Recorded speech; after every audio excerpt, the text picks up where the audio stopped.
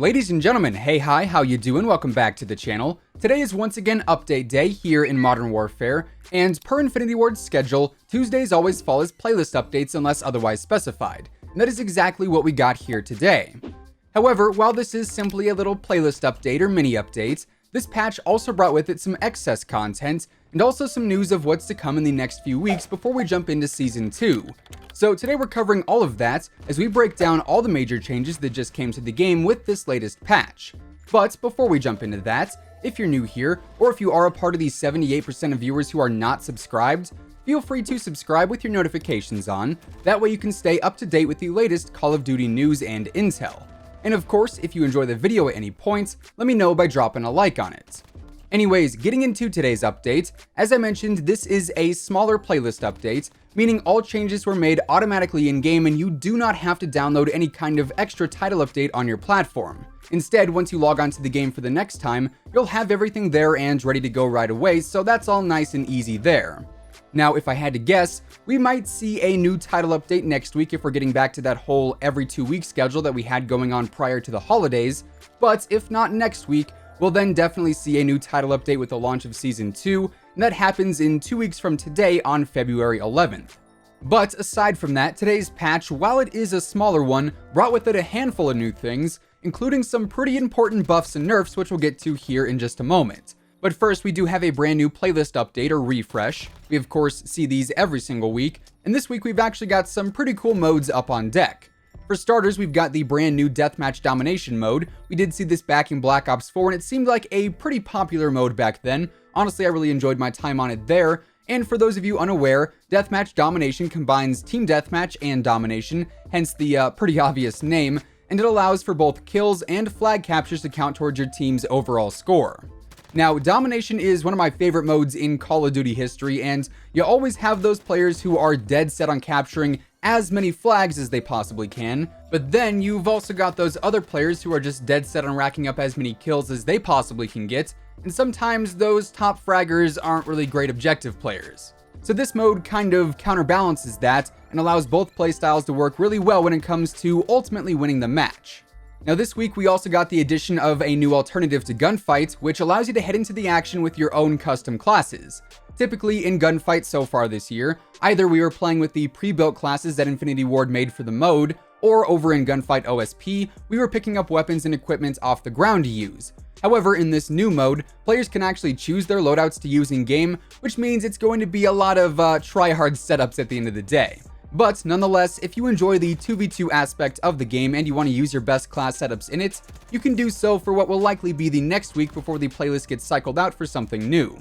Then, in addition to both of those modes, we also have a handful of other modes and playlists to choose from this week as well, including Quick Play per usual, and this now features Capture the Flag as a permanent mode, alongside Realism Mosh Pit, Ground War, Regular Gunfight, and also Shipment 24/7.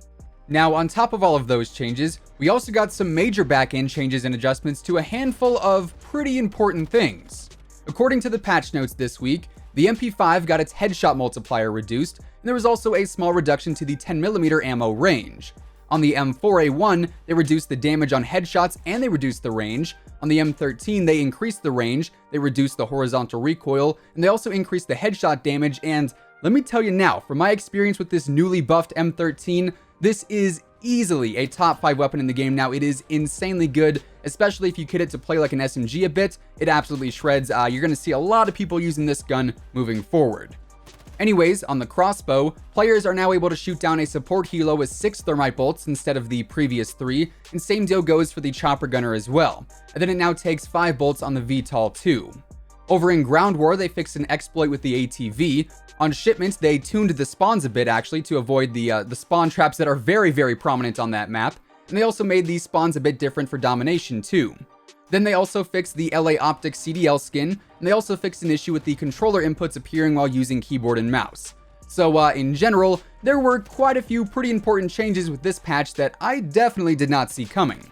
Then moving on into the store for this week, we've got 2 new bundles to check out, starting with the Executive Armory 3 bundle, which is available for 1600 COD points. And this features the Fractured Forces Assault Rifle blueprint, the Black Betty Shotgun blueprint, the Getting Paid Charm, and the Assertive Octopod sticker. Then we've also got the Bird of Prey bundle for 1000 COD points, and this features the Eagle's Talon Assault Rifle blueprint, which, little side note, looks absolutely ridiculous. And then we've also got the Heritage Charm, the Foul Symbol sticker, the Bird of Prey emblem, and the Master Fishing Calling card available in this bundle. So if you want to pick up either of those are now available. Now, outside of all the physical changes that we saw go live today, this update also brings with it some news of some upcoming things to look out for as well. For starters, this weekend, starting on January 31st and lasting until February 3rd, there is actually going to be a tier sale for the Battle Pass, where you can buy tiers at a discounted price. However, there's also something else here that Infinity Ward did not mention that I think is definitely worth bringing up. Originally, back when they announced that Season 1 was going to be extended, they mentioned that in the closing weeks of the season, we'll have some double XP, double weapon XP, and some double tier progression events to take advantage of. And we have yet to see that double tier progression event, at least up until now.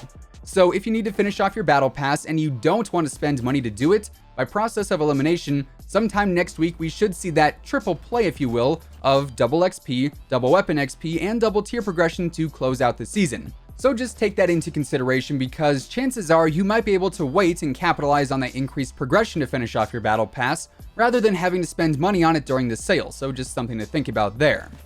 Now, per usual with these smaller updates like these, I also like to go ahead and check out the Trello board to see what all Infinity Ward is actually working on right now that we can expect to see come to the game in a future patch. So as far as content goes, in this department we don't really have all that much, but we do see that they are currently working on re-releasing the gunfight tournament with some new rewards at some time in the future. And this is a feature that we could see maybe even next week or with Season 2. Once again, no date has been set for that, at least as of right now. Then as far as bug fixes and those kind of things go, this is where we honestly got quite a bit to look out for. So in multiplayer, we can see that there are a few issues that have been fixed in a future update, and those consist of the Dallas Empire male skin being invisible at certain distances, and also the extended mags on the Ram 7 actually being 50 rounds instead of 45. So we can plan on seeing those fixed here relatively soon. In addition to that stuff, currently in progress in multiplayer, we see that they are working on fixes for Platinum not working on the Ram 7, the Season 0 Officer Challenge Completionist emblem still not working, I'm honestly not sure how that hasn't been fixed yet, a glare on Platinum in Damascus appearing on some of the sunnier maps, and executions near walls or elevated surfaces being cancelled, to name just a few. Over in single player, certain character models are missing after the 1.13 update that's currently in the process of being fixed, and then over in Spec Ops, the whole downloading loop that keeps appearing is still being looked into, but a workaround is available on PS4 by heading into your game's add-on section on the dashboard of the home screen, then choosing to manually download the 16 gig pack from there. Then finally for PC, not a ton is going on here honestly, but currently Infinity Ward is working on resolving issues with voice chat not working as intended, and various dev errors appearing in-game as well.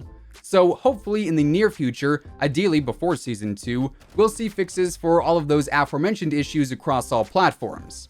Also, while we are still on the topic of bugs and issues in-game, we mentioned it a bit earlier on last week, but for anyone who might have missed it, the whole data corruption and rank reset glitch that occurred as a result of the 1.13 patch is said to be resolved now. However, if you are still not able to log on to your account with the same stats that you had before the update went live, Activision and Infinity Ward said to contact them either through a support ticket or on Reddit or Twitter to get that resolved.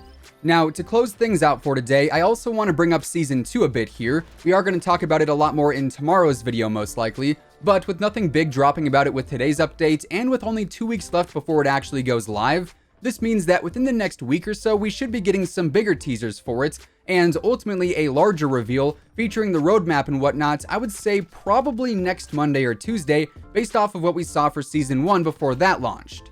Anyways, with all of that being said, that is effectively everything that ended up changing with the latest mini update here in Modern Warfare, and that is going to wrap things up for today. If you guys enjoyed the video, let me know by dropping a like on it, as it would be much appreciated. And of course, if you're new here and you want to stay up to date with the latest news and intel, updates and leaks, and pretty much everything else going on in the world of Call of Duty, feel free to subscribe with your notifications turned on. That way you'll always know when I post a new video. As always, if you want to check out any of my partners, be sure to use code IMMORTAL on all Scuff, G Fuel, Control Freak, and Respawn products. All of those links can be found down in the description below, and once again, thanks so much for tuning in. Until next time, take it easy, have an awesome rest of your day, and I'll catch you guys later. Peace out.